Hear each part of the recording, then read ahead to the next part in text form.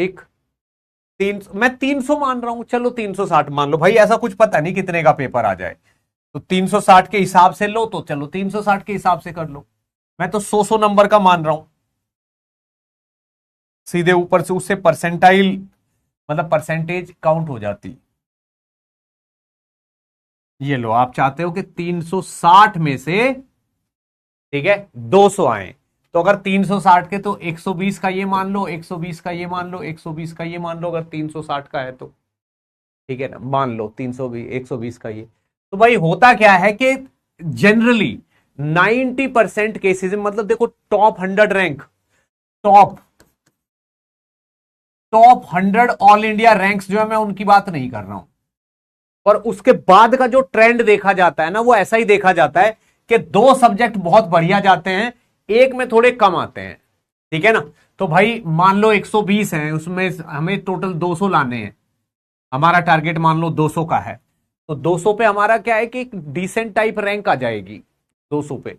तो मान लो फिजिक्स में आप किसी तरीके से 80 मैनेज कर लेते हो, ठीक है ना, केमिस्ट्री में कुछ 85 टाइप मैनेज कर लेते हो, तो ऐसा होता है कि एक तीसरे सब्जेक्ट में ना थोड़े हल्के रह जाते हैं, ऐसा होता है जनरली।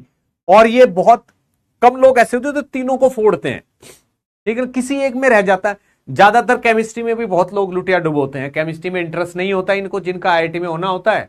ये आईआईटी लोगों की पहचान भी है कि जो आईआईटी की तैयारी करते हैं ना, केमिस्ट्री में कम इंटरेस्ट लेते हैं, वो केमिस्ट्री मतलब मैथ और फिजिक्स ही रगड़ते रहते हैं पूरा टाइम, तो वो भी बहुत इधर उधर हो जाते हैं। तो आप देखो जैसे इसमें 80 85 इसमें आगे, इसमें 200 प्लस टाइप ही हो गए आपके, तो ऐसा जनरली होता है। बस मेरा आपसे यही अनुरोध है, एक रिक्वेस्ट है कि जो चीज आपकी कम है, प्लीज उस पर ध्यान दो, उस पर अभी ध्यान दे दो, ठीक है ना। डिसेंट नहीं, अच्छी रैंक चाहिए, इसीलिए तो मैं 300 में से 200 बोल रहा था। अच्छी रैंक चाहिए तो मतलब 250 टाइप ले आओ, 360 में से मतलब 240 टाइप ले आओ यार, देखो अच्छी रैंक चाहिए तो 240 प्लस ले आओ, अगर अच्छी रैंक चाहिए तो। इतने लाओगे तो थोड़ा ठीक रहेगा, तो उसके लिए ऐसा टारगेट करो कि मतलब देखो भाई, मैं ये नहीं कहता कि 300 लाओ, 350, 240 प्लस होंगे तो अच्छी रैंक आ जाएगी, मतलब 3 डिजिट में रैंक आ जाएगी, जो कि अच्छी मानी जाती है, ऐसा नहीं है। सर पहली बार मेरा केमिस्ट्री खराब गया था, हाँ वो होता ही है भाई, ये ट्रेंड है, मैं अपनी तरफ से थोड़ा ही बता रहा हूं। मैंने तो पहले पहले कहा कि इन टॉप 100 ऑल इंडिया रैंक को छोड़ दो, ठीक है ना, उनके बाद के जो लोग हैं ना, वो ये वाली कैटेगरी में ही फॉल करते हैं। अब 2 सब्जेक्ट अच्छे होते हैं, 2 सब्जेक्ट उनके अच्छे होंगे, एक में गड़बड़ कर देंगे, ठीक।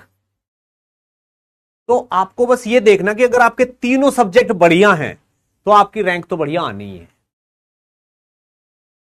सर मुझे मालूम नहीं मेरा कम क्या है, कभी कुछ कम होता है कभी कुछ, ये बात बिल्कुल सही बात है। ये तो आप टेस्ट दो, टेस्ट में देखो। सर 5,000 के लिए क्या करें, 5,000 रैंक के लिए यार पढ़ना तो पड़ेगा, देखो उसके लिए भी तुम 5,000 रैंक की बात क्यों करते हो यार, 1,000 की करो ना, कम से कम 1,000 की करो यार, तब जाके 5,000 आती है, पता है, पहले ही 5,000 की बात कर रहे हो, ठीक है, पहली 5,000 की बात कर रहे हो, 6,000 की बात कर रहे हो, ठीक है ना, तो 1,000 तक लाने का टारगेट बनाओ, तब जाके 5 आती है भाई। हाँ सर 240 प्लस के लिए क्या करें, हाँ ये वाली बात मैं आपको बता देता हूं।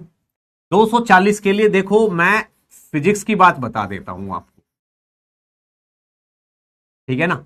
तो फिजिक्स में आउट ऑफ 120 अगर आपको 90 प्लस स्कोर करने हैं, ठीक है ना, मान लो देखो मैं फिजिक्स की बात कर सकता हूं, आपको 120 में से 90 प्लस स्कोर करने हैं, ठीक है ना। तो सबसे पहली चीज, एक तो एचसीवी के, ठीक है ना, एक्सरसाइज के एक्सरसाइज के लास्ट के 40% सवाल, जो लास्ट में 40% सवाल है, यानी कि अगर 60 सवाल हैं तो लास्ट के 20-25 सवाल, ठीक है ना, 30 सवाल हैं तो लास्ट के कम से कम 10-12 सवाल, ये आपके मस्ट हैं। दूसरा, एर्डो के सेलेक्टेड प्रॉब्लम्स जो मैंने दे रखी हैं वो। तीसरी चीज PYQs, ऑल, सारे हिस्ट्री के जितने भी है सारे PYQs। एडवांस के PYQs की बात कर रहा हूं मैं, मेंस के नहीं। एडवांस के सारे PYQ कर लो, इरडो की सेलेक्टेड प्रॉब्लम कर लो, HCV के लास्ट के 40% कर लो, ठीक है ना। इसके साथ चौथी चीज क्या है, आपका जो कोचिंग है, कोचिंग के मटेरियल की वो एडवांस वाली एक्सरसाइज वो कंप्लीट कर लो। बस ये 4 चीजें अगर आपकी कंप्लीट हैं तो आपके 120 में से 90 प्लस आ जाएंगे, 100% आ जाएंगे, गारंटीड। ज्यादा ही आ जाएंगे, कम नहीं। HCV की जो एक्सरसाइज है उसके लास्ट के 40% सवाल, क्योंकि आखिरी के 30-40% सवाल एडवांस वाले ही होते हैं HCV में, ठीक है ना। इरडो के सेलेक्टेड प्रॉब्लम्स जो दिए हुए हैं, ठीक है ना। PYQ सारे अब तक के जितने भी हैं, सन 80, 1990 से लेके 2025 तक के जितने भी एडवांस के PYQs हैं सारे,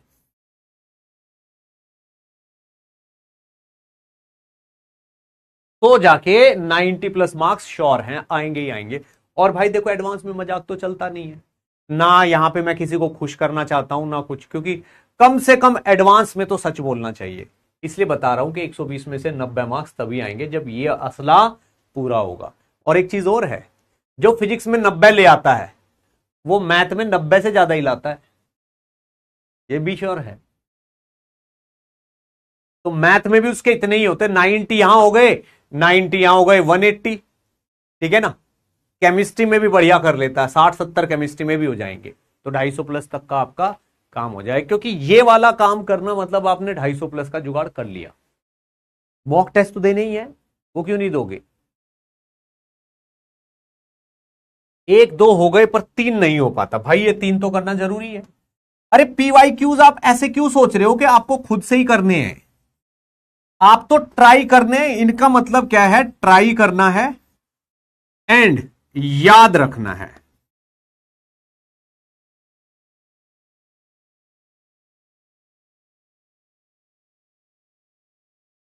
ट्राई करना है एंड याद रखना है, ट्राई करना है और याद रखना है। जो भी आप ट्राई करते हो ना, देखते हो उसको, सोल्यूशन जो आपने देखा उसे याद रखो कि अगर ऐसा हुआ तो मैं ऐसे करूंगा। इनका टारगेट है, क्योंकि भाई जो PYQs है ना, उन्हीं के जैसे बहुत सारे सवाल। और एक चीज और बता दूं मैं आपको, कुछ लोग सोचते हैं PYQ का मतलब भारी भारी सवाल। इजी इजी भी, ऑल इजी प्लस हार्ड सारे। वो सोचते हैं टफ टफ सवाल करेंगे, बस टफ टफ सवालों में टाइम बहुत लगता है और उनके रिपीट होने के चांस कम होते हैं। लेकिन जो आसान आसान से होते हैं ना, वो रिपीट होते रहते हैं। सर सब किया बट PYQ ज्यादा नहीं किया। भाई देखो, PYQ तो करने पड़ेंगे, कोई सोल्यूशन नहीं है उसका। PYQ की बुक लो ना, करो सोल्यूशन वाली बुक लो जिसमें सोल्यूशन है, क्योंकि 1-1.5 महीना रह रहा है, देखो और करते जाओ। सर अपने आप याद आ जाता है जब सेम सवाल करते हैं, एग्जैक्टली वही तो। क्योंकि इनको करने का मतलब है कि आप इतने ज्यादा सवाल कर लो कि वहां पे जब पेपर आए तो वहां पे सवाल आपको देखा देखा लगे कि यार ऐसा तो मैंने कर रखा है, ऐसा तो मैंने कर रखा है। Sir Newton law of cooling बता दो। अच्छा ठीक है बेटा, न्यूटन लॉ ऑफ कूलिंग मैं एक्सप्लेन कर देता हूं, ठीक है ना। बट सवाल उस पर बहुत ज्यादा बड़े बड़े नहीं हैं, तो सवाल मैं हल्का सा ही कराऊंगा उस पर, ठीक। कर लोगे ना। बस ये मैंने आपको बताया कि भाई ये आपका फिजिक्स में 120 में से 90 लाने के लिए जरूरी है 4 पॉइंट, ठीक है, राइट। चलो भाई अब आगे बढ़ जाते हैं। किसी ने मेरे सामने फरमाइश की है कि न्यूटन्स लॉ ऑफ कूलिंग बताइए सर।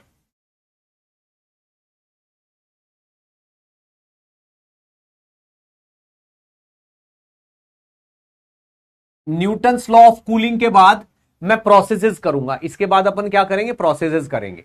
ठीक है, चलो देखो भाई, न्यूटन्स लॉ ऑफ कूलिंग क्या है, इसका बेसिक समझो आप पहले, कि जरूरत क्यों पड़ी न्यूटन साहब को हीट में कूदने की। ठीक है ना, एक स्टीफन साहब थे,